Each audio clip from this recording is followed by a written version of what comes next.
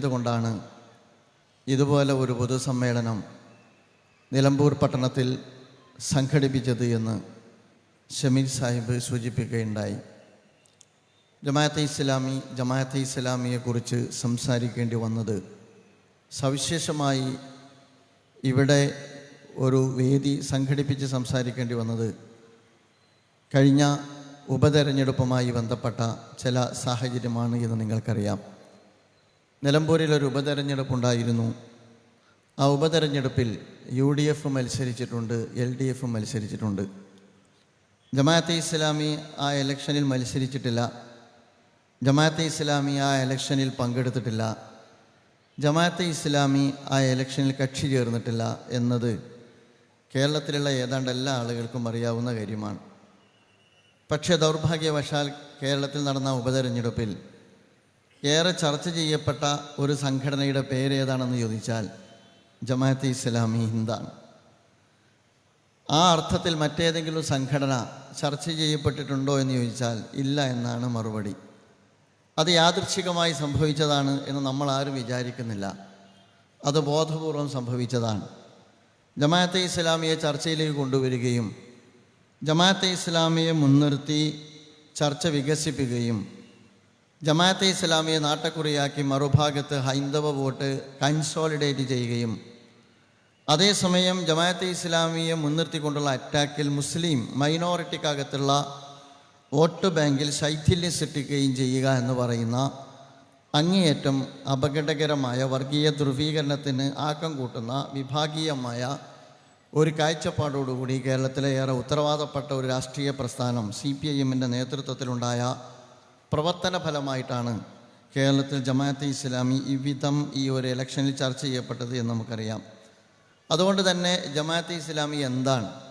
നിലമ്പൂരിലുള്ള ഒരു വലിയ ജനവിഭാഗം, ഒരുപക്ഷെ ജമാഅത്തെ ഇസ്ലാമിയെ ജീവിതത്തിൽ കേട്ടിട്ടില്ലാത്ത ഒരുപാട് ആളുകൾ നിലമ്പൂരിലും അതുപോലെ തന്നെ കേരളത്തിൻ്റെ മുക്കിലും മൂലയിലുമൊക്കെ ജമാഅത്തെ ഇസ്ലാമി എന്ന് പറയുന്ന ഒരു പ്രസ്ഥാനത്തെ അവരുടേതായ ഭാവനയിലും അവർ കേട്ട വിവരത്തിൻ്റെ അടിസ്ഥാനത്തിലും മനസ്സിലാക്കുകയും അതുപോലെ തന്നെ അതിനോട് നിലപാട് രൂപപ്പെടുത്തുകയൊക്കെ ചെയ്തുകൊണ്ടിരിക്കുന്ന ഒരു സമകാലിക സാഹചര്യത്തിലാണ് നമ്മളുള്ളത്. അതുകൊണ്ട് തന്നെ ഇസ്ലാമിക പ്രസ്ഥാനത്തെ സംബന്ധിച്ചിടത്തോളം ഇസ്ലാമിക പ്രസ്ഥാനത്തിൻ്റെ ആശയപരമായ ഉള്ളടക്കം അത് ജനങ്ങളോട് പറയാൻ ഈ സന്ദർഭം ജമാഅത്തെ ഇസ്ലാമി ഉപയോഗപ്പെടുത്തുകയാണ്. നേരത്തെ ഇവിടെ സൂചിപ്പിച്ചതുപോലെ ഇസ്ലാം എന്ന് പറയുന്ന ഒരു ഐഡിയോളജിയിൽ നിന്നുകൊണ്ടാണ് ജമാഅത്തെ ഇസ്ലാമി ഈ രാജ്യത്ത് പ്രവർത്തിച്ചുകൊണ്ടിരിക്കുന്നത്. ഇന്ത്യ മഹാരാജ്യം എന്ന് പറയുന്നത് ഏതെങ്കിലും ഒരു വിഭാഗത്തിന് അവരുടെ ആശയം മാത്രം പറയാനുള്ളൊരു രാജ്യമല്ല. ഇതൊരു ജനാധിപത്യ രാജ്യമാണ്, ഇതൊരു മതേതര രാജ്യമാണ്. ജനാധിപത്യത്തെക്കുറിച്ചും മതേതരത്വത്തെക്കുറിച്ചും പറയുമ്പോൾ പാശ്ചാത്യൻ്റെ സങ്കല്പം അനുസരിച്ചുകൊണ്ടുള്ള ഒരു മതേതരത്വ രാജ്യമല്ല ഇന്ത്യ. എല്ലാ മതങ്ങളോടും ഈക്വലായ സമീപനം സ്വീകരിക്കുന്നു എന്ന ഭരണഘടനയിൽ എഴുതി വെക്കപ്പെട്ട ഒരു രാജ്യമാണ് ഇന്ത്യ എന്ന് പറയുന്നത്. അതുകൊണ്ട് തന്നെ ഈ രാജ്യത്ത് എല്ലാ ജനവിഭാഗത്തിനും അവരവരുടേതായ അവകാശങ്ങളുണ്ട്. അവരുടെ ആശയങ്ങൾ ഉൾക്കൊള്ളാൻ, അവരുടെ ആശയങ്ങൾ പ്രചരിപ്പിക്കാൻ, അവരുടെ ആശയങ്ങൾക്ക് വേണ്ടി നിലയുറപ്പിക്കാൻ, അവരുടെ ആശയങ്ങൾ മുൻനിർത്തിക്കൊണ്ട് സംവാദങ്ങളിൽ ഏർപ്പെടാൻ ഈ രാജ്യത്തെ ഭരണഘടന നമുക്ക് സ്വാതന്ത്ര്യം നൽകുന്നുണ്ട്. ആ സ്വാതന്ത്ര്യത്തിനകത്ത് നിന്നുകൊണ്ടാണ് 7 പതിറ്റാണ്ട് കാലത്തോളമായി ഈ രാജ്യത്ത് ജമാഅത്തെ ഇസ്ലാമി പ്രവർത്തിച്ചു കൊണ്ടിരിക്കുന്നത്. ജമാഅത്തെ ഇസ്ലാമി ഇസ്ലാമിനെ അതിൻ്റെ പ്രതിനിധാനമാണ് ഈ കാലഘട്ടത്തിൽ നിർവഹിക്കുന്നത്. ലാ ഇലാഹ ഇല്ലല്ലാഹ് എന്ന ആദർശത്തിൻ്റെ അടിത്തറകളിൽ നിന്നുകൊണ്ട് ചരിത്രത്തിൽ പ്രവാചകന്മാർ നിർവഹിച്ച ഇസ്ലാമിക ദൗത്യമാണ് ഈ കാലഘട്ടത്തിൽ ജമാഅത്തെ ഇസ്ലാമി നിർവഹിച്ചുകൊണ്ടിരിക്കുന്നത്. ഇസ്ലാം എന്ത് എന്നതിനെക്കുറിച്ച് മുസ്ലിം സമുദായത്തിനകത്ത് വ്യത്യസ്തമായ കാഴ്ചപ്പാടുകൾ നിലനിൽക്കുന്നുണ്ട് എന്ന് നമുക്ക് എല്ലാവർക്കും അറിയാം. ജമാഅത്തെ ഇസ്ലാമിയെ സംബന്ധിച്ചിടത്തോളം ഇസ്ലാമിനെ കുറിച്ചുള്ള ജമാഅത്തെ ഇസ്ലാമിയുടെ സവിശേഷമായ കാഴ്ചപ്പാടാണ് പലപ്പോഴും ഈ രാജ്യത്തെ പൊതുമണ്ഡലത്തിലുള്ള പല ആളുകളെ സംബന്ധിച്ചിടത്തോളവും അസ്വസ്ഥതയുണ്ടാക്കുന്നതോ അല്ലെങ്കിൽ ഈ അർത്ഥത്തിലുള്ള സംവാദത്തിന് വേണ്ടി ജമാഅത്തെ ഇസ്ലാമിയെ നാട്ടക്കുറിയാക്കുന്നിടത്തേക്ക് അവർക്ക് സൗകര്യമൊരുക്കുകയോ ചെയ്യുന്നത്. പക്ഷേ ഇസ്ലാമിക പ്രസ്ഥാനത്തെ സംബന്ധിച്ചിടത്തോളം ചരിത്രത്തെ മുൻനിർത്തിക്കൊണ്ട് ഇസ്ലാമിൻ്റെ ആ സവിശേഷതയോടുകൂടി തന്നെ ഈ കാലഘട്ടത്തിൽ ഇസ്ലാമിൻ്റെ പ്രതിനിധാനം നിർവഹിക്കാൻ തീരുമാനിച്ച പ്രസ്ഥാനത്തിൻ്റെ പേരാണ് ജമാഅത്തെ ഇസ്ലാമി എന്ന് പറയുന്നത്. ഇസ്ലാം എന്ന് പറഞ്ഞാൽ അതൊരു മതം എന്ന് പറഞ്ഞാൽ അത് പൊതു അല്ല എന്ന് പറയുന്ന, മതം സ്വകാര്യ ജീവിതത്തിലുള്ള ഒരേർപ്പാടാണ് എന്ന് ധരിക്കുന്ന, മതം ആചാരങ്ങളും അനുഷ്ഠാനങ്ങളും മാത്രമാണ് എന്ന് സമൂഹത്തോട് കമ്മ്യൂണിക്കേറ്റ് ചെയ്തുകൊണ്ടിരിക്കുന്ന, പൊതുജീവിതവും മതജീവിതവും രണ്ടും രണ്ടാണെന്ന് പഠിപ്പിക്കപ്പെട്ടുകൊണ്ടിരിക്കുന്ന ഒരു സാമൂഹ്യ അന്തരീക്ഷത്തിൽ പ്രവാചക പ്രോക്തമായ ഇസ്ലാമിക ദർശനത്തെ ഇസ്ലാം എന്ന് പറഞ്ഞാൽ ഒരു ജീവിത ദർശനമാണ്, ഒരു ഐഡിയോളജിയാണ്, ഒരു ജീവിത പദ്ധതിയാണ് എന്ന അർത്ഥത്തിൽ ഈ കാലഘട്ടത്തിൽ ജനങ്ങളുടെ മുമ്പിൽ പ്രചരിപ്പിച്ചു കൊണ്ടിരിക്കുന്ന പ്രസ്ഥാനമാണ് ഇസ്ലാമിക പ്രസ്ഥാനം. കേവല ആചാരങ്ങൾക്കപ്പുറം, അനുഷ്ഠാനങ്ങൾക്കപ്പുറം, ആരാധനാ രീതികൾക്കപ്പുറം വ്യക്തി ജീവിതത്തിലും കുടുംബജീവിതത്തിലും സാമൂഹ്യ ജീവിതത്തിലും അതിലുപരി ഒരു സാമൂഹ്യ ക്രമത്തെ തന്നെ രൂപപ്പെടുത്തിയെടുക്കാൻ കഴിയുന്നതുമായ സമഗ്രമായ ജീവിത ദർശനത്തിൻ്റെ പേരാണ് ഇസ്ലാം എന്ന് പറയുന്നത്. എന്താണ് ഇസ്ലാം എന്ന ചോദ്യത്തിന് ഇസ്ലാമിക പ്രസ്ഥാനത്തെ സംബന്ധിച്ചിടത്തോളം ഇസ്ലാം നമ്മുടെ മുമ്പിൽ ഒരു വേ ഓഫ് ലൈഫ്, നമ്മുടെ ജീവിതത്തിൻ്റെ മാർഗമാണ്, ഹിദായത്താണ് എന്നുള്ളതാണ് നമ്മൾ ഓരോരുത്തരും പറഞ്ഞുകൊണ്ടിരിക്കാറുള്ളത്. ആ അർത്ഥത്തിൽ ഇസ്ലാമിനെ സമഗ്രമായി ഉൾക്കൊള്ളുന്നത് കൊണ്ട് തന്നെ ഇസ്ലാമിക ആദർശത്തിൻ്റെ അടിത്തറയിൽ നിന്നുകൊണ്ട് ചുറ്റുപാടുകളോട് നിലപാട് സ്വീകരിക്കാൻ, ചുറ്റുപാടുമുള്ള ആശയങ്ങളോട് നിലപാട് സ്വീകരിക്കാൻ, രാജ്യത്ത് രൂപപ്പെട്ടു വരുന്ന പുതിയ പ്രവണതകളോട് സമീപനം സ്വീകരിക്കാൻ, രാജ്യം ഇന്നോളം നേരിട്ടുകൊണ്ടിരിക്കുന്ന നിരവധി വിഷയങ്ങളോട് സംവദിക്കാൻ, സമൂഹത്തോട് എൻഗേജ് ചെയ്യാൻ നാളിതുവരെ ജമാഅത്തെ ഇസ്ലാമിക്ക് സാധിച്ചു പോന്നിട്ടുണ്ട് എന്നും നിങ്ങൾക്ക് കാണാവുന്ന കാര്യമാണ്. അത് ഇസ്ലാമിക പ്രസ്ഥാനം ഇസ്ലാമിനോട് വെച്ചു പുലർത്തുന്ന സവിശേഷമായ അതിൻ്റെ നിലപാടിൽ നിന്ന് രൂപപ്പെട്ടു വന്നതാണ് എന്നും ഇസ്ലാമിക പ്രസ്ഥാനത്തെക്കുറിച്ച് പഠിക്കുന്ന ഏതൊരാൾക്കും മനസ്സിലാക്കാവുന്ന കാര്യമാണ്. അതുകൊണ്ട് ജമാഅത്തെ ഇസ്ലാമിയെ സംബന്ധിച്ചിടത്തോളം ഈ രാജ്യത്ത് ജീവിക്കുന്ന ഏതൊരു വിഭാഗത്തിനും ഏതാശയങ്ങളും ഉൾക്കൊള്ളാനുള്ള സ്വാതന്ത്ര്യമുണ്ട് എന്ന് ഞാൻ പറഞ്ഞു. മതം ഉൾക്കൊള്ളാനുള്ള സ്വാതന്ത്ര്യമുണ്ട്, മതത്തെ നിരാകരിക്കാനുള്ള സ്വാതന്ത്ര്യമുണ്ട്, നാസ്തികതയെ ഉൾക്കൊള്ളാനുള്ള സ്വാതന്ത്ര്യമുണ്ട്, മതനിരാസ പ്രസ്ഥാനങ്ങളിൽ പ്രവർത്തിക്കാനുള്ള സ്വാതന്ത്ര്യമുണ്ട്. അതേപോലെ തന്നെ തങ്ങളുടെ ജീവിതത്തിൻ്റെ മാർഗദർശനമായി ഇസ്ലാമിനെ അംഗീകരിച്ചുകൊണ്ട് അതിനെ ഉൾക്കൊള്ളാനും അതിനെ പ്രചരിപ്പിക്കുവാനുമുള്ള സ്വാതന്ത്ര്യമുള്ള ഒരു രാജ്യത്താണ് ജമാഅത്തെ ഇസ്ലാമി ലാ ഇലാഹ ഇല്ലല്ലാഹ് എന്ന ആദർശത്തിൻ്റെ അടിത്തറകളിൽ നിന്നുകൊണ്ട് സമഗ്രമായ ജീവിത പദ്ധതിയാകുന്ന ഇസ്ലാമിക ദർശനത്തെ ഈ കാലഘട്ടത്തിലെ ജനവിഭാഗത്തോട് പരിചയപ്പെടുത്തിക്കൊണ്ടിരിക്കുന്നത് എന്ന് നമുക്ക് മനസ്സിലാക്കാവുന്നതാണ്. ഇസ്ലാമിക പ്രസ്ഥാനത്തിന് നേരത്തെ സൂചിപ്പിച്ചതുപോലെ വളരെ കൃത്യമായ ഒരു ഭരണഘടനയുണ്ട്, എഴുതപ്പെട്ട ഒരു ഭരണഘടനയുണ്ട്. അത് ഇന്നലെ പൊട്ടിമുളച്ച വിവാദത്തിൽ നിന്ന് രൂപപ്പെട്ടു വന്ന ആശയങ്ങൾ അഭിമുഖീകരിക്കാൻ വേണ്ടി ഏതോ അർത്ഥത്തിൽ രൂപപ്പെടുത്തിയ ഒന്നല്ല, പതിറ്റാണ്ടുകൾക്ക് മുമ്പ് രൂപപ്പെടുത്തിയ ഇസ്ലാമിക അടിത്തറയിൽ നിന്നുകൊണ്ടുള്ള ഒരു സംഘടനാ ചട്ടക്കൂടും ആ സംഘടനാ ചട്ടക്കൂട് എങ്ങനെയാണ് പ്രവർത്തിക്കുക എന്ന് വിശദീകരിക്കുന്ന വളരെ കൃത്യമായ ഭരണഘടനയും ജമാഅത്തെ ഇസ്ലാമിക്ക് നിങ്ങൾക്ക് കാണാവുന്നതാണ്. നേരത്തെ സൂചിപ്പിച്ചതുപോലെ അതിലൊന്നാമത് അതിൻ്റെ ആദർശത്തെക്കുറിച്ച് പറയുന്നുണ്ട്. അത് ലാ ഇലാഹ ഇല്ലല്ലാഹ് എന്നുള്ളതാണ്. ലാ ഇലാഹ ഇല്ലല്ലാഹ് എന്ന് പറയുന്ന ആദർശത്തിൽ ഊന്നി നിന്നുകൊണ്ടാണ് ജമാഅത്തെ ഇസ്ലാമി പ്രവർത്തിച്ചു കൊണ്ടിരിക്കുന്നത്. അത് മുസ്ലിം സമൂഹത്തിൻ്റെ ആദർശവാക്യമാണ്, ചരിത്രത്തിൽ പ്രവാചകന്മാർ പരിചയപ്പെടുത്തിയ ആദർശവാക്യമാണ്. ആ പ്രവാചകൻ റസൂലുള്ളാഹി സ്വല്ലല്ലാഹു അലൈഹി വസല്ലം വളരെ സുന്ദരമായി സമൂഹത്തിന് പരിചയപ്പെടുത്തുകയും വളരെ സമഗ്രമായി ലോകത്ത് ആവിഷ്കരിക്കുകയും ലോകം അംഗീകരിക്കുകയും ചെയ്ത ഒരാശയത്തിൻ്റെ പേരാണ് യഥാർത്ഥത്തിൽ ലാ ഇലാഹ ഇല്ലല്ലാഹ് എന്ന ആദർശത്തിൽ നിന്ന് രൂപപ്പെടുത്തപ്പെട്ട ഇസ്ലാം എന്ന് പറയുന്ന ആശയം. അതുകൊണ്ട് ഇസ്ലാം എന്ന് പറയുന്ന ദർശനത്തിൻ്റെ അടിസ്ഥാനമായ ലാ ഇലാഹ ഇല്ലല്ലാഹയാണ് ജമാഅത്തെ ഇസ്ലാമി അതിൻ്റെ അടിസ്ഥാനമായി സ്വീകരിച്ചിട്ടുള്ളത്, ആദർശമായി അംഗീകരിച്ചിട്ടുള്ളത്. അതുപോലെ തന്നെ ലക്ഷ്യം ഇഖാമത്തുദ്ദീനാണ്, നേരത്തെ ഇവിടെ വിശദീകരിച്ചോ. അതിൻ്റെ പ്രവർത്തന മാർഗവും വളരെ കൃത്യമായി ജമാഅത്തെ ഇസ്ലാമി പഠിപ്പിക്കുന്നുണ്ട്. ജമാഅത്തെ ഇസ്ലാമിയുടെ ഭരണഘടനയുടെ ഖണ്ഡിക 5 നിങ്ങൾ എടുത്ത് പരിശോധിച്ച് നോക്കിക്കഴിഞ്ഞാൽ ഖണ്ഡിക 5-ൽ 3 കാര്യങ്ങളാണ് പറയുന്നത്. ഏതൊരാൾക്കും അതെടുത്ത് പരിശോധിക്കാവുന്നതാണ്. ആ ഖണ്ഡിക 5-ൽ ഒന്നാമത് പറയുന്നത് ഈ പ്രസ്ഥാനത്തിൻ്റെ അടിസ്ഥാനം ഖുർആനും സുന്നത്തുമായിരിക്കും എന്നുള്ളതാണ്. അതിലാർക്കാണ് വിയോജിക്കാൻ കഴിയുക? രണ്ടാമത് ജമാഅത്തെ ഇസ്ലാമിയുടെ പ്രവർത്തന മാർഗവുമായി ബന്ധപ്പെട്ട രണ്ടാമത്തെ ഖണ്ഡികയിൽ പറയുന്നത് ജമാഅത്തെ ഇസ്ലാമി അതിൻ്റെ ലക്ഷ്യം സാധിച്ചെടുക്കുന്നിടത്ത് വിശുദ്ധമല്ലാത്ത, അവിശുദ്ധമായ അല്ലെങ്കിൽ അധാർമികമായ ഒരു രീതികളും സ്വീകരിക്കുകയില്ല എന്നുള്ളതാണ്. ലക്ഷ്യം എത്ര പവിത്രമാണോ, സാമൂഹ്യ മാറ്റത്തിന് വേണ്ടി ദൈവിക ദർശനത്തെ പരിചയപ്പെടുത്തുക എന്ന് പറയുന്ന ലക്ഷ്യം എത്ര പവിത്രമാണോ അതുപോലെ ആ ലക്ഷ്യത്തിലേക്കുള്ള പ്രയാണവും പവിത്രമായിരിക്കണം, ധാർമ്മികമായ പരിധികൾ പാലിച്ചുകൊണ്ടുള്ളതായിരിക്കണം എന്ന് ജമാഅത്തെ ഇസ്ലാമിയുടെ ഭരണഘടനയുടെ ഖണ്ഡികയിലെ 5-ലെ രണ്ടാമത്തെ വാചകത്തിൽ പറയുന്നുണ്ട്. മൂന്നാമതായി അതിൻ്റെ ഖണ്ഡിക 5-ൽ തന്നെ പറയുന്ന മൂന്നാമത്തെ കാര്യം ഇസ്ലാമിക പ്രസ്ഥാനം അതിൻ്റെ പ്രവർത്തന മാർഗത്തിൽ സമാധാനപരവും രചനാത്മകവുമായ രീതിയാണ് സ്വീകരിക്കുക എന്നുള്ളതാണ്. പ്രിയമുള്ള സുഹൃത്തുക്കളെ, ഇതാണ് ഇന്ത്യ രാജ്യത്ത് പ്രവർത്തിച്ചു കൊണ്ടിരിക്കുന്ന ഇസ്ലാമിക പ്രസ്ഥാനത്തിൻ്റെ പ്രവർത്തന സ്വഭാവം, അതിൻ്റെ ലക്ഷ്യം, അതിൻ്റെ പ്രവർത്തന രീതി എന്ന് പറയുന്നത്. നിങ്ങൾക്കറിയാം, അതിനൊക്കെ പുറമെ 7.5 പതിറ്റാണ്ട് കാലത്തെ ഇസ്ലാമിക പ്രസ്ഥാനത്തിൻ്റെ ജീവിതാനുഭവങ്ങൾ ഇവിടെയുണ്ട്. ആ ചന്ദ്രനിലല്ല, അതുപോലെ തന്നെ വേറെ ഏതോ ദ്വീപിലല്ല ജമാഅത്തെ ഇസ്ലാമിയുടെ പ്രവർത്തകർ ജീവിച്ചുകൊണ്ടിരിക്കുന്നത്. ഇന്ത്യ രാജ്യത്താണ് ജീവിച്ചുകൊണ്ടിരിക്കുന്നത്. ഇന്ത്യ രാജ്യത്ത്, കേരളത്തിൽ മാത്രമല്ല, ഇന്ത്യ രാജ്യത്തെ ഒട്ടുമിക്ക സംസ്ഥാനങ്ങളിലും ജമാഅത്തെ ഇസ്ലാമിയുടെ പ്രവർത്തനങ്ങൾ നടന്നു വന്നുകൊണ്ടിരിക്കുന്നുണ്ട്. നമ്മുടെ ഭരണകൂടങ്ങൾക്ക് അതിൻ്റെ എല്ലാ ഏജൻസികൾക്കും പരിശോധിക്കാവുന്ന രീതിയിൽ ജമാഅത്തെ ഇസ്ലാമി അവരുടെ മുമ്പാകെയുണ്ട്. ഞാൻ പറയുന്നത് ആ അർത്ഥത്തിൽ ഏറെ പതിറ്റാണ്ടിൻ്റെ ചരിത്രം എന്ന് പറയുന്നതാണ് ജമാഅത്തെ ഇസ്ലാമിയുടെ ഏറ്റവും വലിയ ക്രെഡിബിലിറ്റി എന്ന് സൂചിപ്പിക്കാൻ ഞാൻ ആഗ്രഹിക്കുകയാണ്.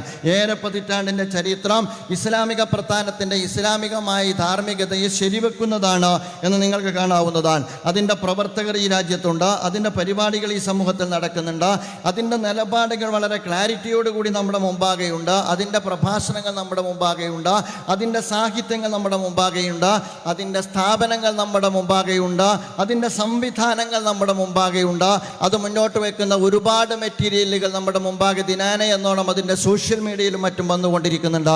എൻ്റെ പ്രിയപ്പെട്ട സുഹൃത്തുക്കളോട് ഞാൻ പറയുക, ഏറെ പതിറ്റാണ്ടിനിടക്ക് രാജ്യവിരുദ്ധം എന്ന് പറയാവുന്ന, ആൻറ്റി അതുപോലെ തന്നെ സോഷ്യൽ എന്ന് പറയാവുന്ന, പരമിത വിദ്വാസം പ്രചരിപ്പിക്കുന്നു എന്ന് പറയാവുന്ന ഒരു വരി പോലും ഇസ്ലാമിക പ്രസ്ഥാനവുമായി ബന്ധപ്പെട്ട അതിൻ്റെ ഏതെങ്കിലും ഒരു കണ്ടന്റിൽ കണ്ടെത്താൻ കഴിയുകയില്ല എന്ന് ഏറെ പതിറ്റാണ്ടിൻ്റെ ചരിത്രത്തെ മുൻനിർത്തി പറയാൻ കഴിയുന്ന മറ്റൊരു പ്രസ്ഥാനത്തെ കേരളീയ സമൂഹത്തിൽ നമുക്ക് കണ്ടെത്താൻ കഴിയില്ല എന്നുള്ളതാണ്.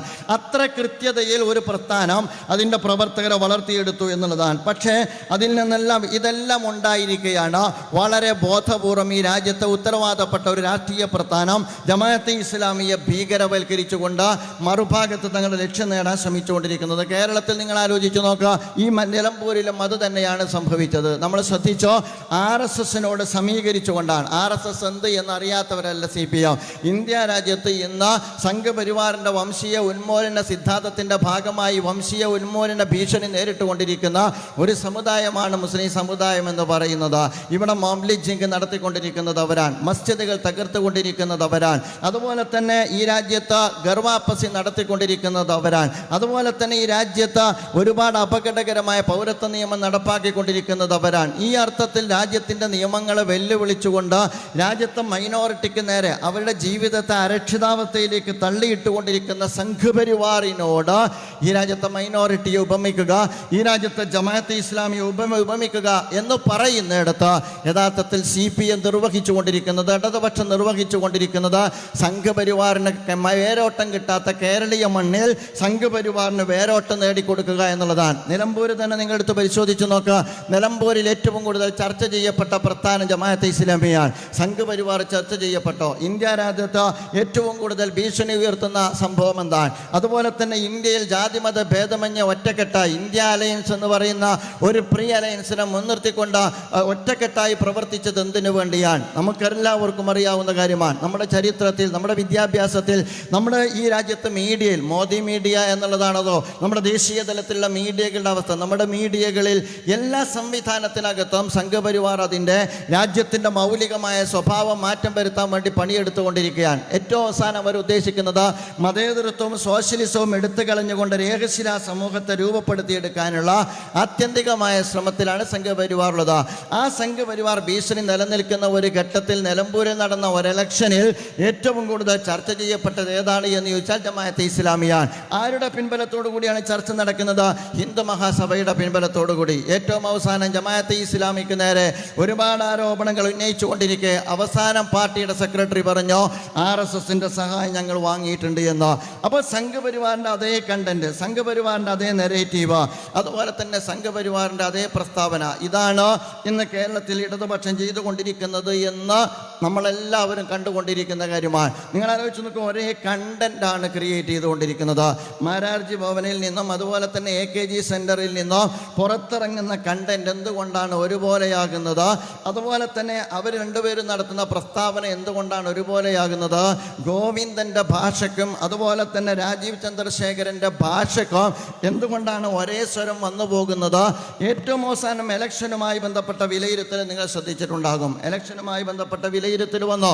ആ വിലയിരുത്തൽ വന്നപ്പോൾ പറഞ്ഞത് ജമാഅത്തെ ഇസ്ലാമിയുമായി ബന്ധപ്പെട്ടാണ് വിലയിരുത്തൽ വന്നത്. അതാരാണ് ആദ്യം പറഞ്ഞത്? ആദ്യം പറഞ്ഞത് CPIM-ന്റെ സംസ്ഥാന സെക്രട്ടറിയാണ്. CPIM-ന്റെ സംസ്ഥാന സെക്രട്ടറി ജനാധിപത്യപരമായി നടന്ന ഒരു തെരഞ്ഞെടുപ്പുമായി ബന്ധപ്പെട്ട് പരാജയപ്പെടുമ്പോൾ ആ പരാജയത്തിൻ്റെ യഥാർത്ഥ കാരണം കണ്ടെത്തി അതിനെക്കുറിച്ച് വിശകലനം ചെയ്യുന്നതിന് പകരം ജമാഅത്തെ ഇസ്ലാമിക്ക് നേരെയാണ് അദ്ദേഹം തിരിഞ്ഞത്. അത് കഴിഞ്ഞിട്ട് അദ്ദേഹത്തിന് ശേഷം അതേ സമീപനമാണ് സ്വീകരിച്ചത് രാജീവ് ചന്ദ്രശേഖരൻ. അവർ തമ്മിലുള്ള വ്യത്യാസം ഏതാണ്ട് മനസ്സിലാകാത്ത മലയാളത്തിൽ ഗോവിന്ദ മാഷ് സംസാരിച്ചു കൊണ്ടിരിക്കുന്നു എന്നതും മലയാളം അറിയാത്തത് കൊണ്ട് ഹിന്ദിയിൽ രാജീവ് ചന്ദ്രശേഖരൻ സംസാരിച്ചു കൊണ്ടിരിക്കുന്നു എന്നുള്ളതുമല്ലാത്ത ഒരു മാറ്റവും പറയുന്ന കാര്യങ്ങളിലില്ല എന്നുള്ളതാണ്. ഏറ്റവും അവസാനം അദ്ദേഹം ഡൽഹിയിൽ പോയി പത്രസമ്മേളനം നടത്തി. ഡൽഹിയിൽ പോയിട്ട് പത്രസമ്മേളനം നടത്തിയത് CPM ഇവിടെ പറഞ്ഞുകൊണ്ടിരിക്കുന്ന അതേ ആരോപണം തന്നെയാണ്. അതുകൊണ്ട് പ്രിയമുള്ള സുഹൃത്തുക്കളെ, പഴയതുപോലെയല്ല. ഈ കാലഘട്ടത്തിൻ്റെ ഒരു പ്രത്യേകത ആളുകൾക്ക് കാര്യങ്ങൾ മനസ്സിലാക്കാനുള്ള ശേഷിയുണ്ട് എന്നുള്ളതാണ്. ആളുകൾ വായിക്കുന്നവരാണ് എന്നുള്ളതാണ്. ആളുകൾ കാര്യങ്ങൾ പഠിക്കുന്നവരാണ് എന്നുള്ളതാണ്. പച്ചക്കള്ളമാണ് നമ്മുടെ രാജ്യത്ത് പ്രചരിപ്പിച്ചു കൊണ്ടിരുന്നത്. ഞാൻ നിൽക്കുന്ന ഈ വേദിയിലാണ് കേരളത്തിൻ്റെ ബഹുമാന്യനായ മുഖ്യമന്ത്രി പ്രഭാഷണം നടത്തിയത്. അദ്ദേഹത്തോടുള്ള എല്ലാ ആദരവും നിലനിർത്തിക്കൊണ്ട് തന്നെ പറയട്ടെ, അദ്ദേഹത്തിൻ്റെ പ്രഭാഷണത്തിൽ അദ്ദേഹം പറഞ്ഞ കാര്യം എന്താ? അദ്ദേഹം ഇവിടെ പ്രസംഗിച്ച എല്ലാ പ്രസംഗത്തിലും ജമാഅത്തെ ഇസ്ലാമിയെ കുറിച്ച് കല്ല് വെച്ച കള്ളം കേരളത്തിൻ്റെ മുഖ്യമന്ത്രി സംസാരിച്ചു എന്ന് പറയേണ്ടി വന്നതിൽ എനിക്ക് വിഷമമുണ്ട്. പക്ഷെ കള്ളം പറഞ്ഞാൽ കള്ളം പറഞ്ഞു എന്നല്ലേ അദ്ദേഹത്തെക്കുറിച്ച് പറയാൻ പറ്റുകയുള്ളൂ.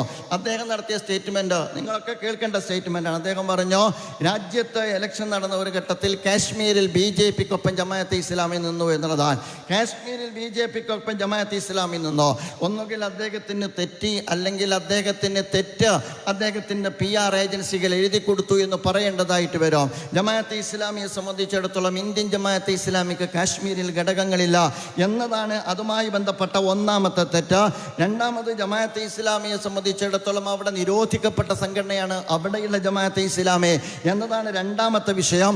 മൂന്നാമത്തെ ഒരു വിഷയം, അവിടെ സ്ഥാനാർത്ഥിയായി NDAക്ക് കാൻഡിഡേറ്റ് ഉണ്ടായിരുന്നു. അഥവാ CPIM-ന്റെ തരിഗാമി മത്സരിച്ച കാശ്മീരിലെ അവരുടെ CPM സ്ഥാനാർത്ഥിക്കെതിരെ NDAയുടെ സ്ഥാനാർത്ഥി ഉണ്ടായിരുന്നു. ആ സ്ഥാനാർത്ഥിക്ക് നിരോധിക്കപ്പെട്ട ജമാഅത്തെ ഇസ്ലാമി പിന്തുണ കൊടുത്തിട്ടില്ല എന്നതാണ് മൂന്നാമത്തെ വസ്തുത. നാലാമത്തെ വസ്തുത, ഒരു സ്വതന്ത്ര സ്ഥാനാർത്ഥിയെയാണ് നിരോധിക്കപ്പെട്ട ജമാഅത്തെ ഇസ്ലാമിയുടെ പ്രവർത്തകർ പിന്തുണ കൊടുത്തത് എന്നുള്ളതാണ്. ഏറ്റവും അടിസ്ഥാനപരമായി ഇന്ത്യൻ ജമാഅത്തെ ഇസ്ലാമിക്ക് കാശ്മീരിൽ ഘടകമില്ല എന്നിടത്ത് നിന്ന് തുടങ്ങുന്ന അബദ്ധത്തിൻ്റെ മുകളിൽ കെട്ടിപ്പൊക്കപ്പെട്ട പച്ചക്കള്ളം ഒരു മുഖ്യമന്ത്രി ഒരിടത്ത് പറയാം. അദ്ദേഹം ഒരിടത്ത് മാത്രമല്ല പറഞ്ഞത്, അടുത്ത വേദികളിലെല്ലാം അദ്ദേഹം അത് പ്രഭാഷണം നടത്തുകയുണ്ടായി. നിങ്ങൾ ആലോചിച്ച് നോക്കൂ, കേരളത്തിൽ ജമാഅത്തെ ഇസ്ലാമി എന്ന് പറയുന്നത് ഒരു ചെറിയ പ്രസ്ഥാനമാണ്. നമ്മൾ അതിനെക്കുറിച്ച് അങ്ങനെ തന്നെയാണ് മനസ്സിലാക്കുന്നത്. പക്ഷേ ഞാൻ പറയുക, ഈ ചെറിയ പ്രസ്ഥാനമാണ് എങ്കിലും അതിൽ CPIM-നേക്കാൾ വലിയ സത്യസന്ധത പുലർത്തുന്ന ഒരു പ്രസ്ഥാനമായതുകൊണ്ടാണ് ഈ വിഷയത്തിൽ സത്യസന്ധമായ നിലപാട് നമുക്ക് സ്വീകരിക്കേണ്ടതായിട്ട് വരുന്നത്. നിങ്ങൾ ആലോചിച്ച് നോക്കുക, ഗോവിന്ദ മാഷ് പ്രഭാഷണം നടത്തി. അദ്ദേഹം നടത്തിയ പ്രഭാഷണങ്ങൾ മുഴുവൻ നിങ്ങൾ ശ്രദ്ധിച്ചു നോക്കുക. അതിനകത്ത് അദ്ദേഹം പറഞ്ഞത്, പെഹൽഗാമിൽ ആക്രമണം നടന്നപ്പോൾ ഒരു ജനതയെ ഇന്ത്യ വിരുദ്ധരാക്കാൻ നോക്കുക, അഥവാ CPIM എന്ന് പറയുന്ന ഒരു വർഗരഹിത ഒരു പ്രസ്ഥാനം, വർഗരഹിത എന്നിടത്ത് നിന്ന് വർഗീയതയിലേക്കുള്ള പരിണാമം ഈ അർത്ഥത്തിൽ സംഭവിച്ചു കൊണ്ടിരിക്കുന്നു എന്നുള്ളതാണ്. അദ്ദേഹം പറഞ്ഞ ഒരു പ്രധാനപ്പെട്ട കാര്യം, ജമാഅത്തെ ഇസ്ലാമി അല്ലാത്ത എല്ലാ സംഘടനകളും, അതല്ലെങ്കിൽ പഹൽഗാമിൽ ആക്രമണം നടന്നപ്പോൾ എല്ലാ മുസ്ലിം സംഘടനകളും അതിനോട് പ്രതികരിച്ചോ? അതിനോട് പ്രതികരിക്കാത്ത ഏക മുസ്ലിം സംഘടന ജമാഅത്തെ ഇസ്ലാമിയാണ് എന്ന് അദ്ദേഹം പറഞ്ഞു. സ്വാഭാവികമായും തൊട്ടടുത്ത ദിവസം തന്നെ നമ്മൾ കേസ് കൊടുത്തോ?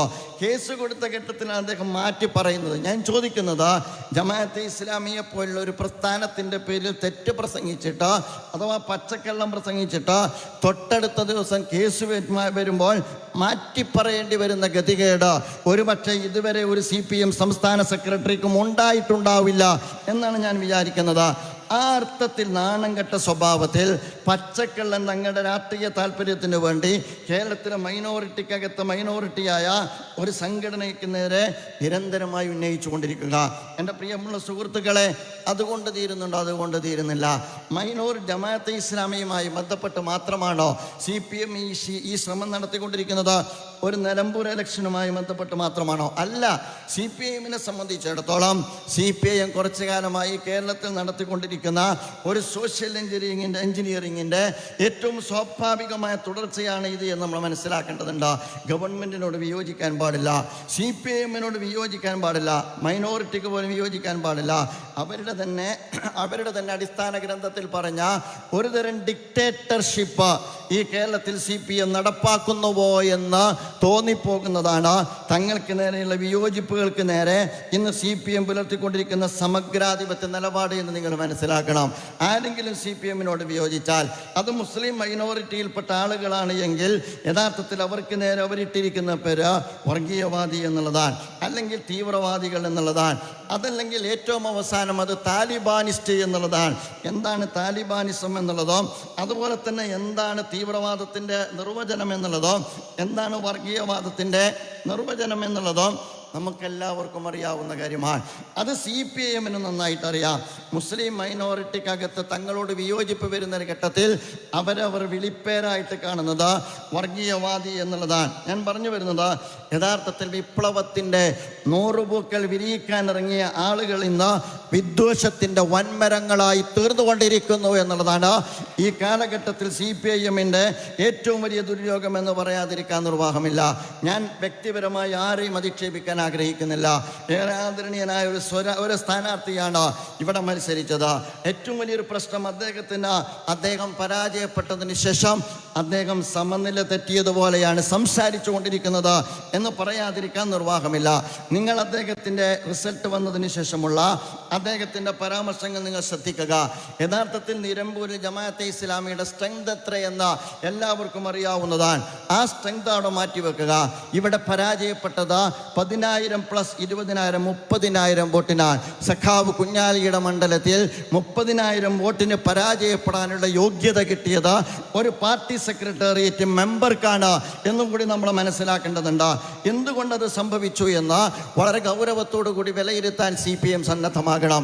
എന്തുകൊണ്ട് എന്ന് ചോദിച്ചാൽ ലളിതമായി പറഞ്ഞാൽ എന്താണ് നിങ്ങൾ ഇലക്ഷൻ്റെ ഘട്ടത്തിൽ ചർച്ച ചെയ്തത് എന്നത് തന്നെയാണ് അതിൻ്റെ ഉത്തരം ലഭിക്കുന്ന ഏറ്റവും പ്രധാനപ്പെട്ട കാര്യം. നിങ്ങൾ രാഷ്ട്രീയം ചർച്ച ചെയ്തോ? നിങ്ങൾ രാഷ്ട്രീയം ചർച്ച ചെയ്തില്ല. നിങ്ങൾ വികസനത്തെക്കുറിച്ച് ചർച്ച ചെയ്തോ? വികസനത്തെക്കുറിച്ച് ചർച്ച ചെയ്തില്ല. പാർട്ടി സെക്രട്ടറി സംസാരിച്ചത്, അതുപോലെ തന്നെ മുഖ്യമന്ത്രി സംസാരിച്ചത്, അതുപോലെ തന്നെ പാർട്ടി സ്ഥാനാർത്ഥി സംസാരിച്ചത് ജമാഅത്തെ ഇസ്ലാമിയെ കുറിച്ച് മാത്രമാണ്. ഒരു കാര്യം ഞാൻ ഓർമ്മപ്പെടുത്താൻ ആഗ്രഹിക്കുകയാണ്. ആ ക്യാപ്സൂളിൻ്റെ സമയം കഴിഞ്ഞു എന്ന് ഓർമ്മപ്പെടുത്താൻ നിലമ്പൂർ നിങ്ങൾക്ക് മതിയായ മുന്നറിയിപ്പാണ്. നിങ്ങൾ ഇതേ ക്യാപ്സൂളാണ് പാലക്കാട് ഇറക്കിയത്, അത് ഫലിച്ചിട്ടില്ല. നിങ്ങൾ അതേ ക്യാപ്സൂളാണ് നിലമ്പൂർ ഇറക്കിയത്, അത് ഫലിച്ചിട്ടില്ല. ഇനി മറ്റൊരു ക്യാപ്സൂൾ കണ്ടെത്തിയിട്ടില്ല എങ്കിൽ കേരളത്തിലൊട്ടാകെ നിലമ്പൂർ ആവർത്തിക്കുന്ന ഒരു സാഹചര്യം സൃഷ്ടിക്കപ്പെടുമെന്ന് മനസ്സിലാക്കാൻ ഏതെങ്കിലും വിവേകമതികൾ ആ പാർട്ടിക്കകത്തുണ്ട് എങ്കിൽ അവർ സന്നദ്ധമാകണമെന്ന് ഓർമ്മപ്പെടുത്താൻ ഞാൻ ആഗ്രഹിക്കുകയാണ്. ഞാൻ മനസ്സിലാക്കുന്നത് വളരെ പിടുത്തം പെട്ട സംസാരമാണ്. ഇന്ന് ഞാൻ കണ്ടത് അദ്ദേഹത്തിൻ്റെ ഭാഗത്ത് നിന്ന് ജമാഅത്തെ ഇസ്ലാമിയുടെ മാധ്യമങ്ങൾ താലിബാന്റെ മുഖപത്രങ്ങളാണ് എന്നുള്ളതാണ്. ഇത്ര താഴോട്ട് പോകാൻ പാടുണ്ടോ? തോറ്റു എന്നുള്ളത് ശരിയാണ്. അതേസമയം തോറ്റാൽ ഇത്ര താഴോട്ട് പോകാൻ പാടുണ്ടോ? നമുക്കിനിയും ജീവിക്കേണ്ടതില്ലേ? നമുക്കിനിയും സംവദിക്കേണ്ടതില്ലേ? നമുക്കിനിയും ആശയവിനിമയം നടത്തേണ്ടതില്ലേ? സംഘപരിവാറിനെതിരെ കേരളത്തിൻ്റെ പുറത്ത് നമ്മൾ ഒറ്റക്കല്ലേ, അല്ല ഒറ്റക്കെട്ടായിട്ടല്ലേ പലയിടത്തും സംസാരിച്ചു കൊണ്ടിരിക്കുന്നത്? ഇതെല്ലാം വിസ്മരിച്ചുകൊണ്ടാണോ നിങ്ങൾ സംസാരിച്ചു കൊണ്ടിരിക്കുന്നത്? ആരാണ് താലിബാൻ എന്ന് ജമാഅത്തെ ഇസ്ലാമിയെ കുറിച്ച് പറയുന്നത്? നിങ്ങൾക്കറിയാം, കുടിൽ വ്യവസായം പോലെ തങ്ങളുടെ വീട്ടുപറമ്പിലും വീട്ടുവളപ്പിലും ബോംബ് കൃഷി നടത്തുന്ന ആളുകളാണ് ജമാഅത്തെ ഇസ്ലാമിക്ക് നേരെ ഈ അർത്ഥത്തിലുള്ള താലിബാനിസം ആരോപിക്കുന്നത്. നിങ്ങൾ മനസ്സിലാക്കണം. നിങ്ങൾ ഓർക്കുന്നുണ്ടോ ഫസൽ വധത്തെ കുറിച്ച്? സ്വന്തം പാർട്ടിയിൽ പ്രവർത്തിച്ച ചെറുപ്പക്കാരനായിരുന്നില്ലേ തലശ്ശേരിയിലെ ഫസൽ എന്ന് പറയുന്ന ചെറുപ്പക്കാരൻ? ആ ചെറുപ്പക്കാരൻ പാർട്ടി വിട്ട് തൊട്ടപ്പുറത്തേക്ക് പോയപ്പോൾ എന്താണ് ചെയ്തത്?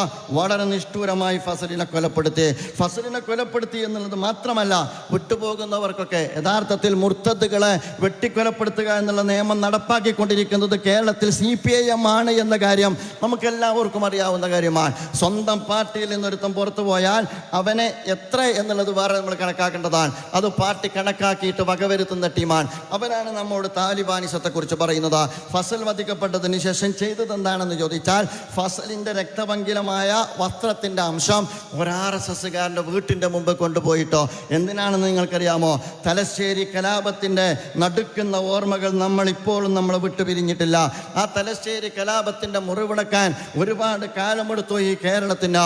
ആ കേരളത്തിൽ തങ്ങൾ കൊലപ്പെടുത്തിയ ഫസലിൻ്റെ കൊലക്കുറ്റത്തിൽ പ്രതികളായ ആളുകളെ രക്ഷപ്പെടുത്താൻ വേണ്ടി വീണ്ടും ഒരു ഹിന്ദു മുസ്ലിം കലാപത്തിന് വിത്തുമാകാൻ വേണ്ടി RSSകാരൻ്റെ വീട്ടുമുറ്റത്തിന് അടുത്ത് കൊണ്ടുപോയിട്ട് ഫസലിൻ്റെ രക്തപങ്കിലമായ ഒരു വസ്ത്രത്തിൻ്റെ അംശം കൊണ്ടുപോയിട്ട് കലാപത്തിന് കോപ്പ് കൂട്ടാൻ നേതൃത്വം കൊടുത്ത നിങ്ങളാണ് ഞങ്ങളോട് താലിബാനിസത്തെക്കുറിച്ച് പറയുന്നത്.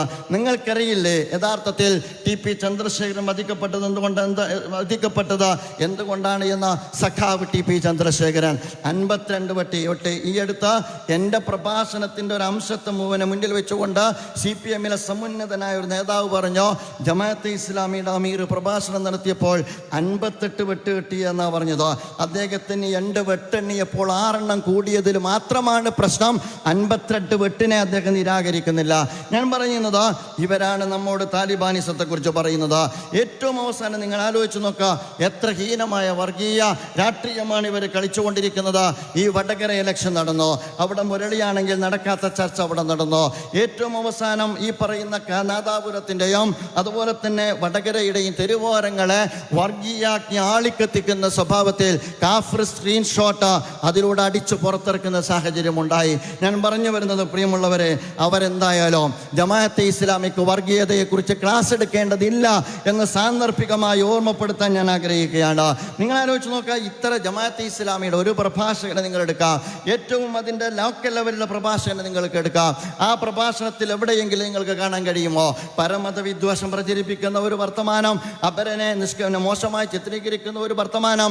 നിങ്ങൾക്കറിയാമോ അദ്ദേഹത്തിൻ്റെ ഭാഷയിൽ ഈ അടുത്ത് വന്നൊരു പ്രയോഗമുണ്ട്, ജമാഅത്തെ ഇസ്ലാമിയുടെ കടയിൽ ഇപ്പോൾ ഹിന്ദു പേരിന് വലിയ മാർക്കറ്റാണ്. ഞാൻ പറയുന്നത് ഇത്ര തരം താഴരുത് എന്നാൽ ഞങ്ങൾക്കതറിയില്ല എന്ന് പറയാൻ ഞാൻ ആഗ്രഹിക്കുകയാണ്.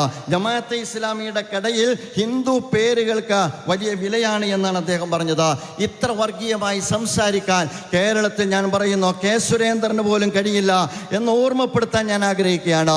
നിങ്ങൾ ആലോചിച്ച് നോക്കുക, ശരിയാണ് സുഹൃത്തുക്കളെ, ജമാഅത്തെ ഇസ്ലാമിയുടെ വിദ്യാഭ്യാസ സ്ഥാപനത്തിൽ, ജമാഅത്തെ ഇസ്ലാമിയുടെ മാധ്യമ സ്ഥാപനത്തിൽ, അതുപോലെ തന്നെ ജമാഅത്തെ ഇസ്ലാമിയുടെ തൊഴിലിടങ്ങളിൽ ഹൈന്ദവ സുഹൃത്തുക്കളുണ്ട്, ക്രൈസ്തവ സുഹൃത്തുക്കളുണ്ട്, കമ്മ്യൂണിസ്റ്റ് സഖാക്കളുണ്ട്. ഞാൻ വളരെ കൃത്യമായി പറയുന്നു, കമ്മ്യൂണിസ്റ്റ് സഖാക്കളുണ്ട്. ഞങ്ങൾ അവരുടെ കാഴ്ചപ്പാടിനെ മാനിക്കുന്നു, അവരുടെ ആശയങ്ങളെ മാനിക്കുന്നു, ഞങ്ങളുടെ മത കാഴ്ചപ്പാടിനെ മാനിക്കുന്നു. അതേസമയം ഞങ്ങൾ മെറിറ്റിൻ്റെ അടിസ്ഥാനത്തിലാണ് അവരെ ഞങ്ങൾ ഉപയോഗപ്പെടുത്തിക്കൊണ്ടിരിക്കുന്നത്. അത്തരം വ്യത്യസ്തമായ വിഭാഗത്തിൽപ്പെട്ട ആളുകളെ അവരുടെ മെറിറ്റിൻ്റെ അടിസ്ഥാനത്തിൽ അവരെ മാനിച്ചും ആദരിച്ചും കൊണ്ട് അവരോടൊപ്പം സഞ്ചരിക്കുന്ന ഒരു സമൂഹത്തിനകത്ത് അവരുടെ ജാതി പേര് നോക്കി മതപ്പേര് നോക്കിയിട്ട് ഈ അർത്ഥത്തിൽ അധിക്ഷേപിക്കാൻ പാടുണ്ടോ? നിങ്ങൾ ആലോചിച്ച് നോക്കുക. തിരിച്ച് ഞാൻ ചോദിക്കട്ടെ, സ്വന്തം സംഘടനയ്ക്ക് കീഴിൽ പ്രവർത്തിച്ചു കൊണ്ടിരിക്കുന്ന സ്ഥാപനത്തിൽ എത്രയേറെ ആശയപരമായി തങ്ങളുടെ മറുവശത്തുള്ള ആളുകളെ ഉൾക്കൊള്ളാൻ നിങ്ങൾക്ക് കഴിഞ്ഞിട്ടുണ്ട് എന്ന് പരിശോധിക്കുക. ഞാൻ പറയുന്നു, CPIM സ്വന്തത്തോട് വെച്ചു പുലർത്തുന്നതിനേക്കാൾ ഉയർന്ന ജനാധിപത്യ മര്യാദ പുലർത്തുന്ന പ്രസ്ഥാനത്തിൻ്റെ പേരാണ് ജമാഅത്തെ ഇസ്ലാമി എന്ന് ഓർമ്മപ്പെടുത്താൻ ആഗ്രഹിക്കുകയാണ്. ജമാഅത്തെ ഇസ്ലാമി അങ്ങനെയാണ്. ജമാഅത്തെ ഇസ്ലാമിക്കാരെ മാത്രം ഉപയോഗിച്ചുകൊണ്ട് പ്രവർത്തിക്കുന്ന പ്രസ്ഥാനമല്ല. ജമാഅത്തെ ഇസ്ലാമിയുടെ തൊഴിലിടങ്ങളിൽ ഇന്ത്യയുടെ ബഹുസ്വരതയെ നിങ്ങൾക്ക് കണ്ടെത്താൻ പറ്റും. അവരോട് നിങ്ങൾ ചോദിച്ചോ എന്താണ് ജമാഅത്തെ ഇസ്ലാമി എന്ന്, അവരോട് നിങ്ങൾ ചോദിച്ചോ എങ്ങനെയാണ് ജമാഅത്തെ ഇസ്ലാമി സംസാരിക്കുന്നത് എന്ന്. ഒരു കാര്യം ഞാൻ ഓർമ്മപ്പെടുത്താൻ ആഗ്രഹിക്കുകയാണ്, വലതുപക്ഷ നറേറ്റീവുകളെ ഇടതുപക്ഷം ഈ അർത്ഥത്തിൽ ഏറ്റെടുത്തു കഴിഞ്ഞാൽ അത് യഥാർത്ഥത്തിൽ പുലിപ്പുറത്ത് പോയ നായാട്ടുകാരൻ്റെ വേട്ടക്കാരൻ്റെ പ്രതീതിയായിരിക്കും. പോകുമ്പോൾ ചിരിച്ചത് വേട്ടക്കാരനാണ്, തിരിച്ചു പോരുമ്പോൾ വേട്ടക്കാരൻ പുലിക്കകത്താണ്, ചിരിച്ചത് പുലിയാണ് എന്ന് ഓർക്കുന്നത് നല്ലതാണ്. സംഘപരിവാറിന് മണ്ണൊരുക്കുകയാണ്. നിങ്ങൾ ആലോചിച്ച് നോക്കുക, ഒരുപാട് നെറേറ്റീവുകൾ നിങ്ങളെടുത്ത് പരിശോധിച്ച് നോക്കുക. പ്രിയങ്ക ഗാന്ധിയുമായി ബന്ധപ്പെട്ട് പറഞ്ഞത് എന്താ? പ്രിയങ്ക ഗാന്ധിക്ക് പിന്നിൽ വർഗീയവാദികളാണ്. പൗരത്വ ആരാ ഏറ്റെടുത്തത്? അത് ദേശീയ പത്രങ്ങൾ ഏറ്റെടുത്തോ. പൗരത്വ സമരത്തിന്റെ പിന്നിലാരാൻ? പൗരത്വ സമരത്തിൽ ഈ രാജ്യത്ത് തീവ്രവാദികൾ നുഴഞ്ഞു കയറിയിരിക്കുന്നു.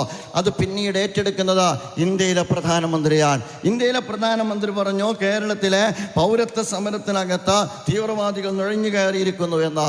ലവ് ജിഹാദ് ആരാണ് ഏറ്റെടുത്തത്? ലവ് ജിഹാദ് ഇവിടെ നിന്ന് പുറപ്പെടുകയും അതിനെ പിന്നീട് ഏറ്റെടുക്കുന്നത് നിങ്ങൾക്കറിയാം യോഗി ആദിത്യനാഥാണ്. അതേപോലെ തന്നെ മെക്സവൻ എന്ന് പറയുന്ന ഒരു വ്യായാമ മുറയുണ്ട്, മെക്സവൻ എന്ന് പറയുന്ന വ്യായാമ മുറ വന്നപ്പോൾ അതുമായി ബന്ധപ്പെട്ട മവാദം, അതിൻ്റെ പിന്നിലും ജമാഅത്തെ ഇസ്ലാമിയാൻ ഇന്നതൊരു ട്രോളായി മാറിയിട്ടുണ്ട്. ഏറ്റവും അവസാനം ട്രോള് വന്നാലെങ്കിലും വിവരം വെക്കുമെന്നാണ് വിചാരിച്ചത്. ഇപ്പം ഇന്നലെ എനിക്ക് കിട്ടിയ വിവരം, ഏതാണ്ട് അങ്ങ് കോട്ടയത്ത് ആ കെട്ടിടം തകർന്നു വീണ അതിൻ്റെ പേരിൽ ധാർമ്മിക പ്രതിസന്ധി നേരിടുന്നതിൻ്റെ പിന്നിലും ജമാഅത്തെ ഇസ്ലാമിയാണ് എന്നൊരു സഖാവ് ഇന്ന് കുറിപ്പിട്ടു എന്ന് നിങ്ങൾ മനസ്സിലാക്കണം. അഥവാ നിങ്ങൾ എന്തിനാണ് ഇപ്പോൾ വീണ ജോർജിനെതിരെ ഈ അർത്ഥത്തിൽ ഉറഞ്ഞു തള്ളുന്നത്? അതിൻ്റെ പിന്നിലും ജമാഅത്തെ ഇസ്ലാമിയ. ഞാൻ മനസ്സിലാക്കുന്നത് യഥാർത്ഥത്തിൽ ജമാഅത്തെ ഇസ്ലാമിയ വിഷയത്തിൽ ഒരു കമൻറ്റും പറഞ്ഞു. അപ്പോൾ കേരളത്തിൽ എന്ത് സംഭവിച്ചാലോ അതിൻ്റെ പിന്നിൽ ജമാഅത്തെ ഇസ്ലാമിയാണ് എന്ന സ്വഭാവത്തിൽ. നിങ്ങൾക്കറിയാം മലപ്പുറം ജില്ലയെക്കുറിച്ച് ഏതാനും മാസങ്ങൾക്ക് മുമ്പാണ് എന്തുകൊണ്ടാണ് നിലമ്പൂരിൽ 10-30,000-ഓളം ആളുകൾ മറുവശത്ത് നിന്ന് വോട്ട് കുത്തിയത്? 2,500-ഓളം വോട്ടിന് കഴിഞ്ഞ തവണ വിജയിച്ച ഒരു മണ്ഡലത്തിൽ 30,000 എന്തുകൊണ്ടാണ് അപ്പുറത്ത് പോയത് എന്ന് ചോദിച്ചാൽ, ഏതാനും മാസങ്ങൾക്ക് മുമ്പാണ് മലപ്പുറം ജില്ലയെക്കുറിച്ച് പറഞ്ഞത്. അത് കള്ളക്കടത്ത് നടക്കുന്ന ജില്ലയാണ്. ആ കള്ളക്കടത്തിൽ നടന്നുകൊണ്ടിരിക്കുന്ന പണം രാജ്യദ്രോഹ പ്രവർത്തനങ്ങൾക്ക് ഉപയോഗപ്പെടുത്തുന്ന ഒരു ജില്ലയാണ് എന്ന് ഇവിടെയല്ല പറഞ്ഞത്. ദേശീയ മാധ്യമങ്ങൾക്ക് പകർത്താൻ കഴിയുന്ന രീതിയിൽ ഡൽഹിയിൽ പോയി കേരളത്തിൻ്റെ മുഖ്യമന്ത്രി പറഞ്ഞിട്ടുണ്ട് എങ്കിൽ അത് പറഞ്ഞ മുഖ്യമന്ത്രിക്ക് മലപ്പുറത്തുകാർക്ക് അല്ലെങ്കിൽ മലപ്പുറത്തുകാർക്ക് വേണ്ടി നിലമ്പൂരിലെ പ്രബുദ്ധ ജനത കൊടുത്ത മറുപടിയുടെ പേരാണ് യഥാർത്ഥത്തിൽ നിലമ്പൂരിൻ്റെ റിസൾട്ട്. നമ്മൾ മനസ്സിലാക്കണം, ഒരു ജനതയെ വംശീയമായിട്ട് ഇങ്ങനെ അധിക്ഷേപിക്കാൻ പാടുണ്ടോ? ഒരു ജനതയെ വർഗീയമായി ഇങ്ങനെ ചിത്രീകരിക്കാൻ പാടുണ്ടോ? ഒരു മൈനോറിറ്റി അവരുടെ മതത്തിൻ്റെ പേരിൽ ഈ അർത്ഥത്തിൽ അപരവൽക്കരിക്കാൻ പാടുണ്ടോ? നിങ്ങൾ ആലോചിച്ച് നോക്കുക. എലക്ഷൻ കഴിഞ്ഞിട്ട് രണ്ട് കൂട്ടരൊരു പോലെയല്ലേ സംസാരിച്ചത്? ഏറ്റവും അവസാനം സൂംബ ഡാൻസ്, ഇപ്പോൾ സൂംബയാണോ സാംബയാണോ എന്തോ ആകട്ടെ, സൂംബ ഡാൻസ് ഇപ്പോൾ വിവാദമാണല്ലോ. ആ സൂംബ ഡാൻസുമായി ബന്ധപ്പെട്ട വിവാദത്തിലേക്കല്ല ഞാൻ കിടക്കുന്നത്. അതിനെക്കുറിച്ച് പറഞ്ഞുകൊണ്ടിരിക്കുന്നത് അത് യഥാർത്ഥത്തിൽ ആളുകളുടെ ഈ രാജ്യത്ത് ഈ നമ്മുടെ നാട്ടിലുള്ള ആളുകളുടെ സ്ട്രെസ് കുറയ്ക്കുന്നതിന് വേണ്ടിയാണ്, കുട്ടികളുടെ സ്ട്രെസ് കുറയ്ക്കുന്നതിന് വേണ്ടിയാണ്. എന്തുകൊണ്ടാണ് കുട്ടികൾക്ക് സ്ട്രെസ് ഉണ്ടാകുന്നത്? അതിൻ്റെ റീസൺ എന്താണ്? അതിൽ എഡ്യൂക്കേഷൻ എത്രമാത്രം പങ്കുണ്ടോ?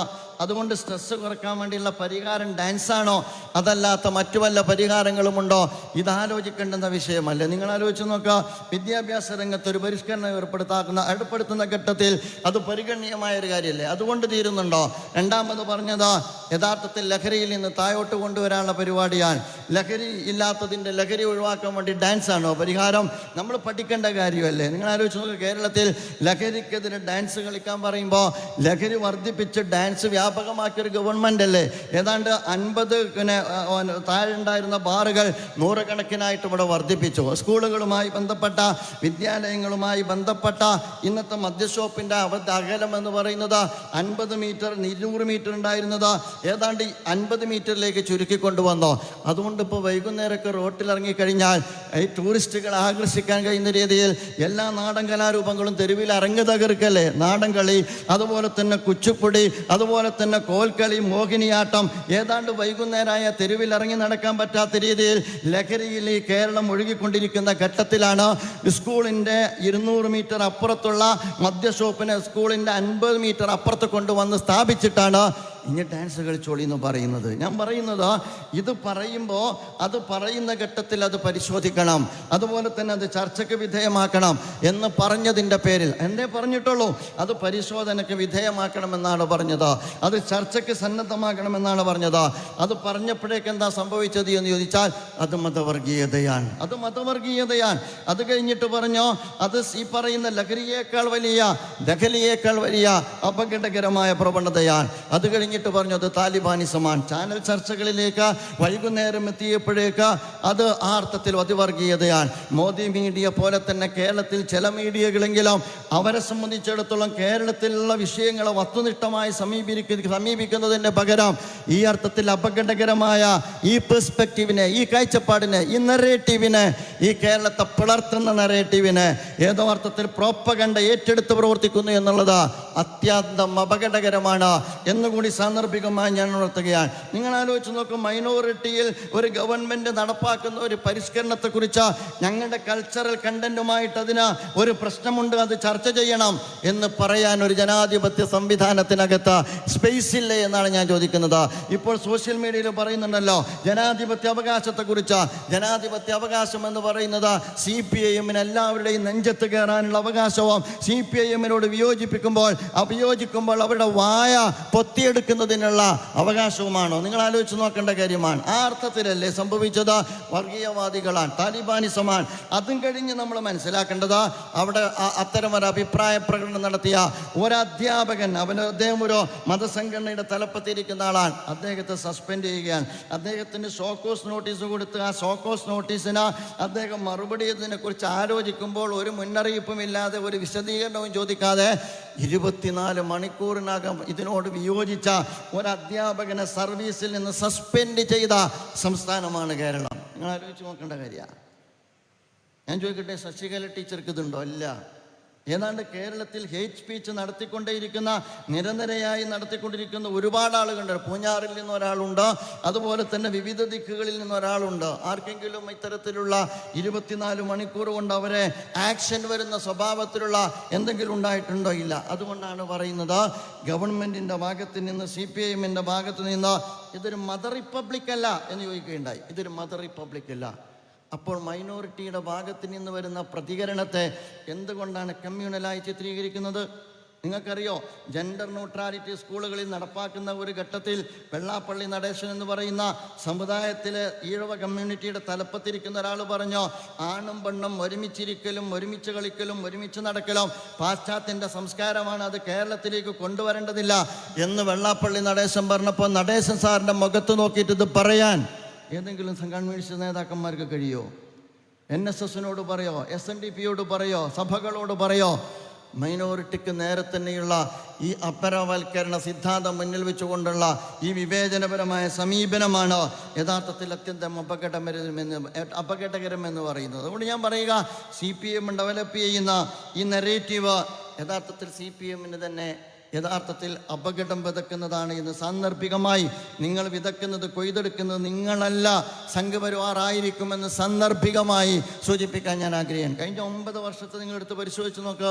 കഴിഞ്ഞ 9 വർഷം കൊണ്ട് കേരളത്തിൽ എന്തുണ്ടായി എന്ന് ചോദിച്ചാൽ ഞാൻ പറയുക, കേരളത്തിൻ്റെ സോഷ്യൽ ഫാബ്രിക് തകർന്നു എന്നുള്ളതാണ്. കേരളത്തിൻ്റെ സോഷ്യൽ ഫാബ്രിക്കിന്, സാമൂഹ്യ ഘടനയ്ക്ക് പോറലേറ്റു എന്നുള്ളതാണ്. രണ്ടാമതായി, കേരളത്തെ സംബന്ധിച്ചിടത്തോളം കേരളം ഒരു ഇസ്ലാമിക് ഫോബിക് സംസ്ഥാനമായി മാറി എന്നുള്ളതാണ്.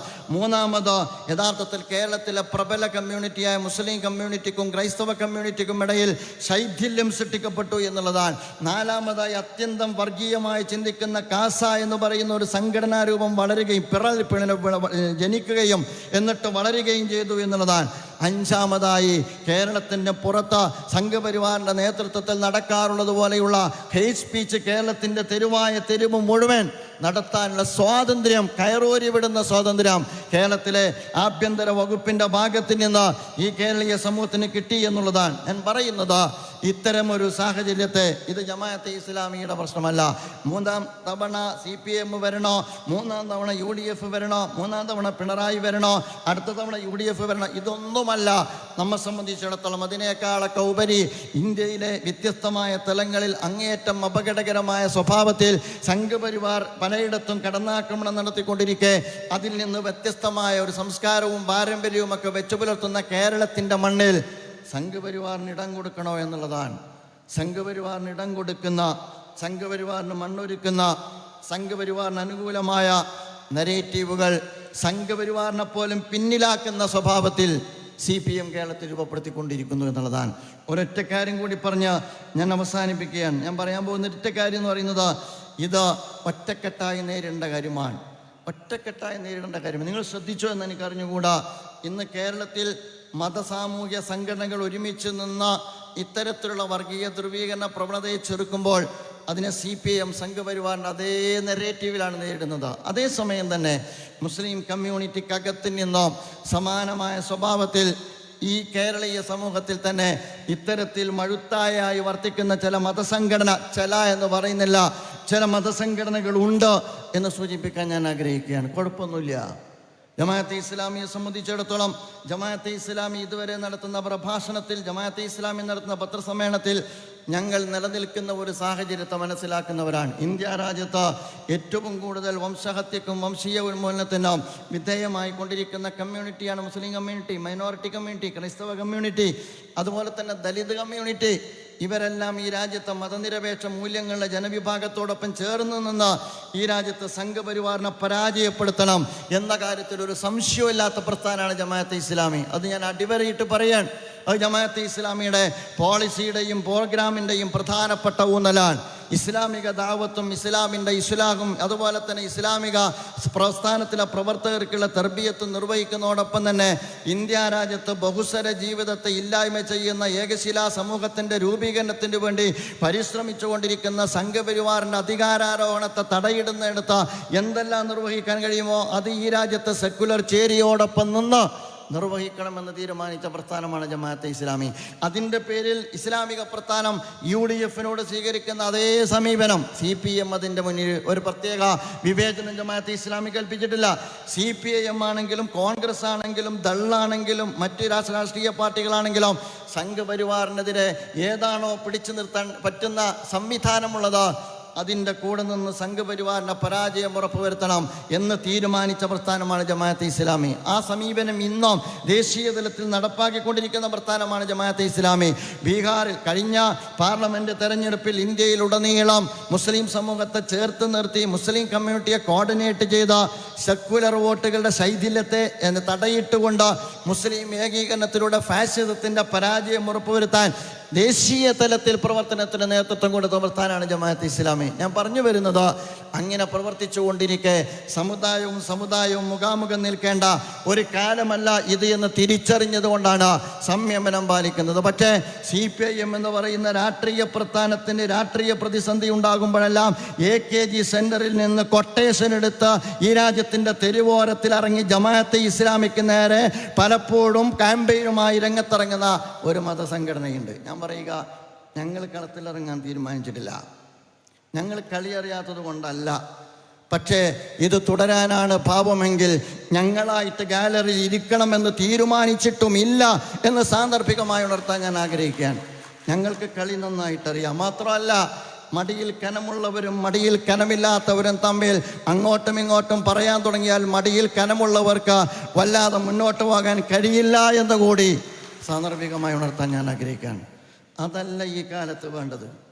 ഈ രാജ്യത്തെ എല്ലാ സെക്കുലർ കക്ഷികളും, കേരളത്തെക്കുറിച്ച് ഞാൻ പറയുക, ഇടതുപക്ഷത്തോട് ഞാൻ പറയുക, കേരളത്തിൽ ഇടതുപക്ഷവും അതുപോലെ തന്നെ UDF-ഉം തമ്മിൽ രാഷ്ട്രീയമായി മുഖാമുഖം നിൽക്കേണ്ടി വരുമെന്നുള്ളത് ശരിയാണ്. പക്ഷേ വ്യത്യസ്ത മതസാമൂഹ്യ സംഘടനകളെയും രാഷ്ട്രീയ സംഘടനകളെയും ശൈഥില്യത്തിലേക്ക് നയിക്കുന്ന സംഘപരിവാറിന് അനുഗുണമായ സമീപനം നിങ്ങൾ സ്വീകരിക്കുന്നത് ദേശീയ തലത്തിൽ നിങ്ങൾ സ്വീകരിച്ച സമീപനത്തെ തന്നെ റദ്ദ് ചെയ്യുന്നതിന് സമാനമാണ്. അതുകൊണ്ട് ഞാൻ അവസാനിപ്പിക്കുകയാണ്. പ്രിയമുള്ള സുഹൃത്തുക്കളെ, ഈ ഒരു സന്ദർഭത്തിൽ എൻ്റെ പ്രിയപ്പെട്ട സുഹൃത്തുക്കളോട് ഞാൻ പറയുക, കേരളത്തിൽ മുഴുവൻ എൻ്റെ ജമാഅത്ത് പ്രവർത്തകരായ ആളുകളോട് ഞാൻ പറയുക, അല്ലാത്തവരോട് ഞാൻ പറയുക, നിങ്ങൾ ജമാഅത്തെ ഇസ്ലാമിയെക്കുറിച്ച് പഠിക്കണമെന്നാണ്. ജമാഅത്തെ ഇസ്ലാമിയെക്കുറിച്ച് പഠിക്കണം. ഇതുവരെ CPM ആണ് ജമാഅത്തെ ഇസ്ലാമിയെക്കുറിച്ച് സംസാരിച്ചു. ഇന്നാണ് ജമാഅത്തെ ഇസ്ലാമി സംസാരിച്ചു തുടങ്ങി. ഞങ്ങൾ അവരോട് സംസാരിക്കുന്ന രാജ്യ താല്പര്യത്തെ മുൻനിർത്തിക്കൊണ്ടാണ് എന്നല്ല, ബംഗാളിൻ്റെയും ത്രിപുരയിലെയും വഴിയിലേക്ക് അവർ പോകരുത് എന്നുള്ളത് കൊണ്ടാണ്. CPI-യും അതുപോലെ തന്നെ കോൺഗ്രസും ഒക്കെയുള്ള സെക്കുലർ ചേരി രാജ്യത്ത് നിലനിൽക്കണമെന്ന് ആഗ്രഹിക്കുന്നത് കൊണ്ടാണ്. സംഘപരിവാറിന് വഴിയൊരുക്കരുത് എന്നുള്ളത് കൊണ്ടാണ്. എൻ്റെ പ്രിയപ്പെട്ട സുഹൃത്തുക്കളോട് ഞാൻ പറയുക, ജമാഅത്തെ ഇസ്ലാമിയെക്കുറിച്ച് നിങ്ങൾ പഠിക്കണം, ഇസ്ലാമിനെ കുറിച്ച് നിങ്ങൾ പഠിക്കണം എന്നുള്ളതാണ്. ഇസ്ലാം ഒരു ഐഡിയോളജിയാണ്. ഈ 21-ാം നൂറ്റാണ്ടിലും ജീവിച്ചു കൊണ്ടിരിക്കുന്ന ജനവിഭാഗത്തിന് അവരുടെ ജീവിതത്തിൽ അവരനുഭവിക്കുന്ന ഒരുപാട് സങ്കീർണതകൾക്ക് മുമ്പിൽ അവർക്ക് വഴി കാണിക്കുന്ന ദൈവികമായ ദർശനമാണ്. അതിൽ ഡിബേറ്റ് ചെയ്യാൻ, നേരത്തെ ഇവിടെ സൂചിപ്പിച്ചതുപോലെ ഏത് വിഭാഗവുമായി ഡിബേറ്റ് ചെയ്യാൻ ജമാഅത്തെ ഇസ്ലാമി സന്നദ്ധമാണ്. കറകളഞ്ഞ ഏകദൈവ വിശ്വാസത്തിൻ്റെ അടിസ്ഥാനത്തിൽ പ്രവാചകത്തെ മുൻനിർത്തി ഞങ്ങൾ ചെയ്തുകൊണ്ടിരിക്കുന്ന ഓരോ കർമ്മങ്ങൾക്കും നാളെ റബ്ബിൻ്റെ മുമ്പിൽ സമാധാനം ബോധിപ്പിക്കേണ്ടി വരുമെന്നുള്ള നിറഞ്ഞ പരലോകബോധത്തോടു കൂടി. അതുകൊണ്ടാണ് നിങ്ങൾ ചെയ്യുന്ന പോലെ പലതും ഞങ്ങൾക്ക് ചെയ്യാൻ പറ്റാത്തത്. നിങ്ങളെല്ലാവരും കൂടി തീരുമാനിച്ചാൽ പോലും എക്സ്ട്രീമിസത്തിലേക്ക് ഞങ്ങൾക്ക് പോകാൻ പറ്റാത്തത്. ഞങ്ങൾക്ക് ഞങ്ങളുടേതായ അടിസ്ഥാനമുണ്ട്, പ്രവാചകന്മാരുടെ മാതൃകയുണ്ട്, പരലോകത്തെക്കുറിച്ചുള്ള ചിന്തയുണ്ട്, പടച്ചറബിനോട് കണക്ക് ബോധിപ്പിക്കേണ്ടി വരുമെന്നുള്ള ബോധമുണ്ട്, മനുഷ്യത്വത്തെ മാനിക്കാനുള്ള മാർഗനിർദ്ദേശമുണ്ട്, മനുഷ്യമഹത്വം അംഗീകരിക്കുന്ന ഒരു ദർശനത്തിൻ്റെ ഉൾക്കാഴ്ച ഞങ്ങൾക്കുണ്ട്. അതിൻ്റെ അടിസ്ഥാനത്തിൽ പ്രവർത്തിക്കുന്ന പ്രസ്ഥാനമാണ് ജമാഅത്തെ ഇസ്ലാമി. എൻ്റെ ജമാഅത്ത് പ്രവർത്തകരോട് ഞാൻ പറയുക, നമ്മുടെ ഉത്തരവാദിത്തം വളരെ വർദ്ധിച്ചു എന്ന് നിങ്ങൾ മനസ്സിലാക്കണം. നമ്മുടെ ഉത്തരവാദിത്തം വളരെ വർദ്ധിച്ചു എന്ന് നിങ്ങൾ മനസ്സിലാക്കണം. നമ്മൾ വീട്ടിലിരിക്കേണ്ടവരല്ല, നമ്മൾ നമ്മുടെ ജോലി സ്ഥലത്ത് മാത്രം ഇരിക്കേണ്ടവരല്ല.